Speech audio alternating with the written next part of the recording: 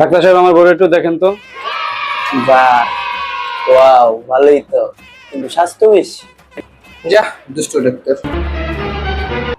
আরে এমন করে দেখতে না, ওর অসুখ। ও কি হইছে? ও ভাত খেতে পারে না। ওর বাঘের ভাত আপনি খাইলেই তো হয়। ও ভাত খেতে পারে না, ওর গলা দিয়ে ভাত ঢোকে না। ভারী চিন্তার বিষয়। ভাত না খাইতে পারলে সুজি খাওয়ান।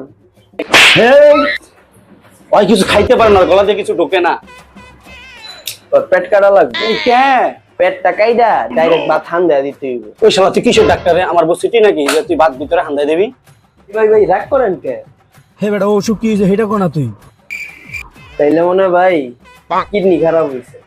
ভাত না খেলে লিভার খারাপ হয়, কিডনি কোন থেকে এলো? তাইলে মনে হয় লিভারই খারাপ হইছে। এই শালা তুই কি ডাক্তার? তুই কিছু জানোস? জানি তো। আচ্ছা কত লিভার কই থাকে?